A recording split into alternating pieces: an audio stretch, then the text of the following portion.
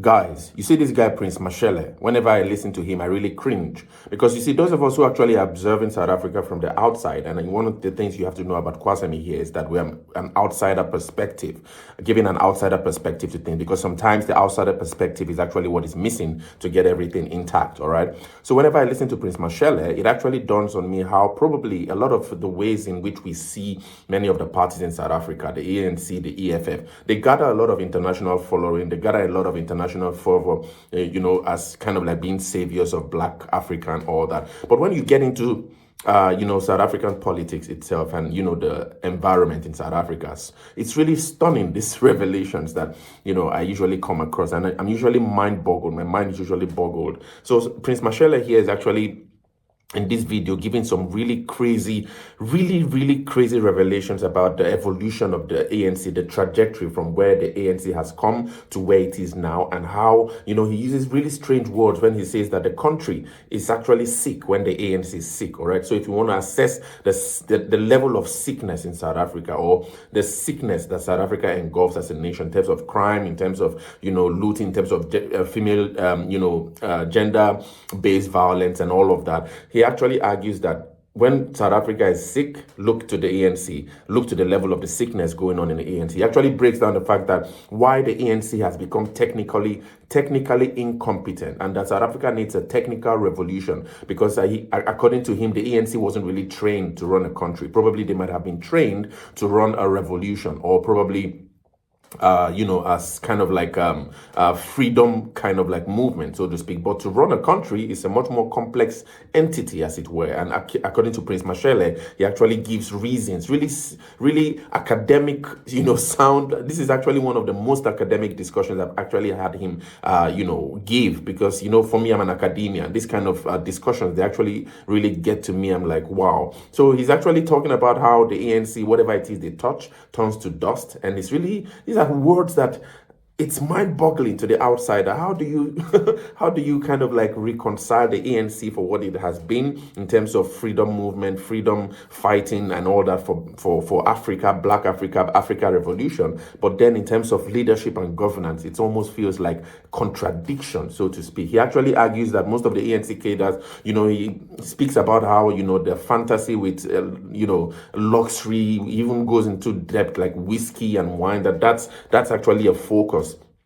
When the ANC cadre started seeing, the magnificence of government life and all that, it's the luxury life became the focus and away from governance, and that has actually degenerated South Africa to where it is today, and that South Africa now should start getting ready for the possibility of a South Africa without the ANC. These are really powerful revelations in this really powerful discussion he has with Sizwe Mpofu-Welch, one of the most academic discussions I've actually had, and I'll be doing a series of videos on these talks, because he raises a lot of interesting points about the ANC, about the GNU, about where South Africa is going. And, these kinds of things, I really now can see why it's possible to hate a person like this. Because, you see, he actually argues with facts that actually might sound insulting, but when you try to analyze them in their categorical, evolution, you see that, man, something might be really wrong with the ANC. Something might really be wrong with the way South Africa has been governed for years. And I'm not surprised anyway with 82 deaths a day, according to Nel de Beer,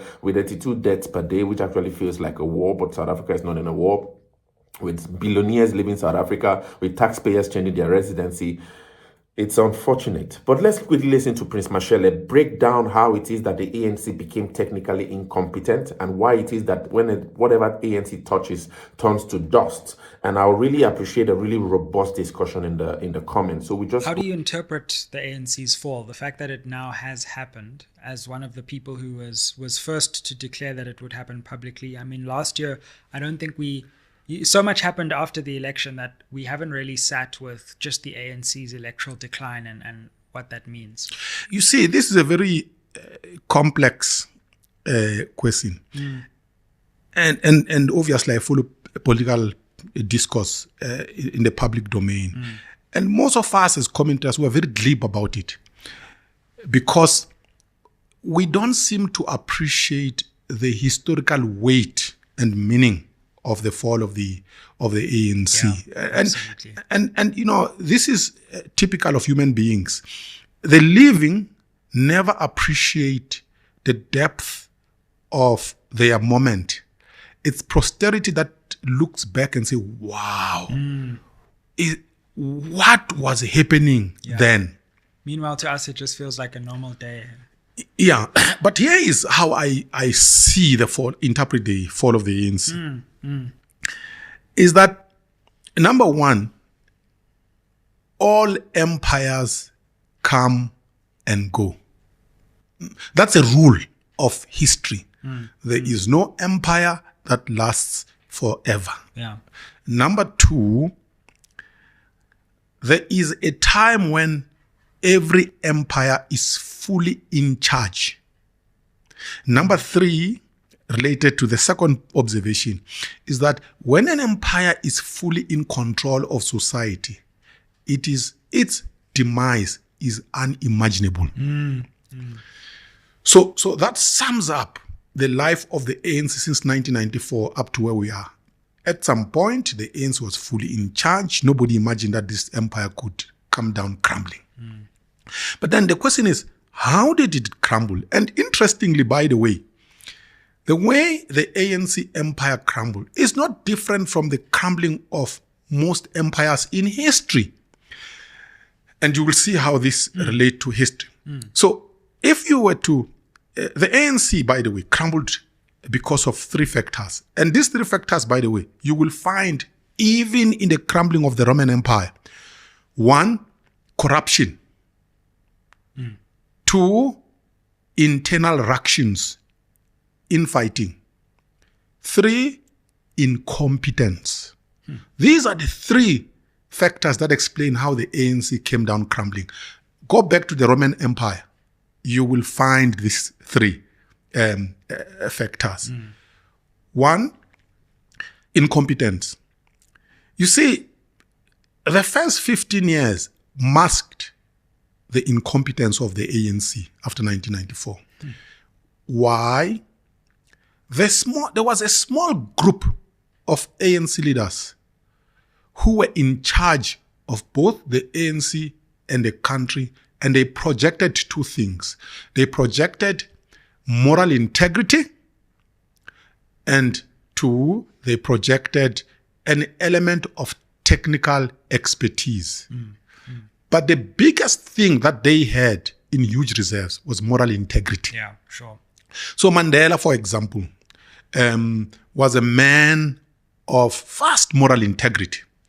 So the idea that Mandela may have been incompetent technically in running a state or running an organization, you wouldn't say that, because if you said so, you would be lynched. How could you say the great Mandela is technically incompetent?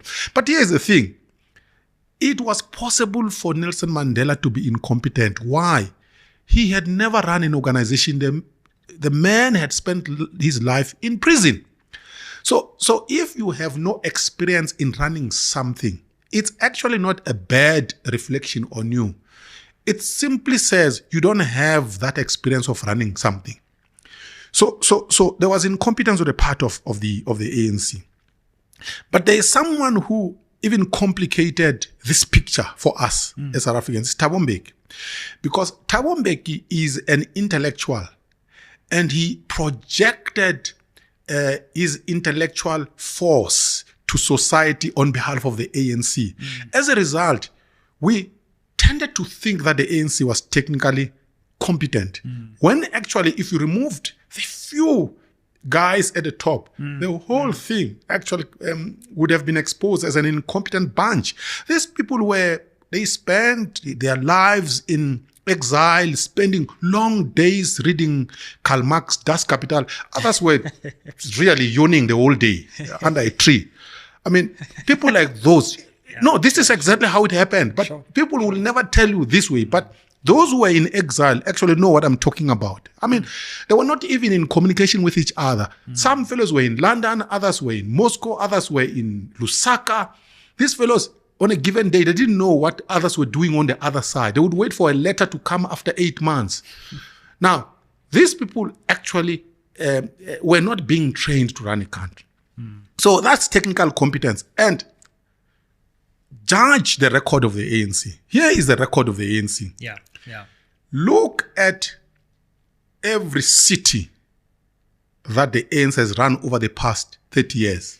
Every city, without fail. You can take Polokwane, you can take Nelson Mandela Bay, you can take Johannesburg, you can take Mbombela. Let me tell you, what the ANC has touched over the past 30 years, the ANC has left dust behind it. Sure. That reflects that the ANC has been technically incompetent. It was given good roads. Look at the roads now. If you minus highways, there is hardly a road in South Africa, by the way, where the ANC has been running municipalities, where there are no potholes. Any and everything that the ANC has touched, it has crumbled. So the second thing is corruption. Look, and this corruption thing, by the way, again, it's not peculiar to the ANC. Sure. All societies in the past have grappled with this corruption thing. So in other words, the ANC is not the only party in the world that has got human beings who are temptable. Yeah. Even the National Party. Yeah. Exactly. Yeah. I mean, there's a book, by the way, by a Chinese activist, Cadres and Corruption. Go and read that book. I mean, this chap was arrested and all of that, but he was actually telling the truth.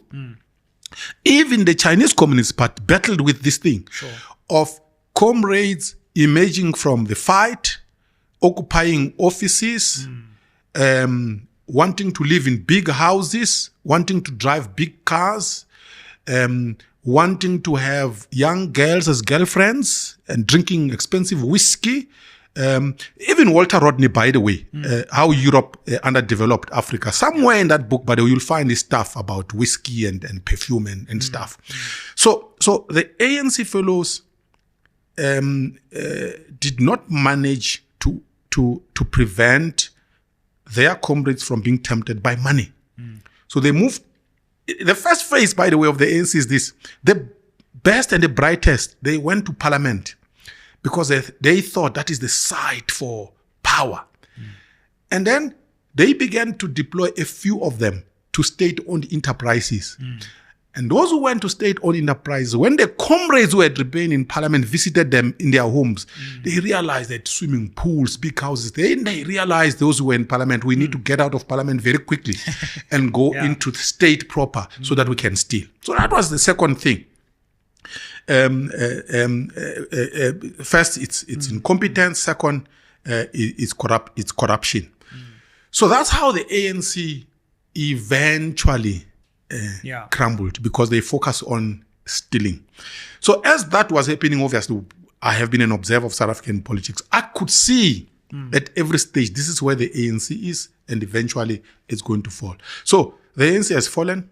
It's as I said before, it's now being buried by Cyril Ramaphosa. We must now imagine the country without the ANC.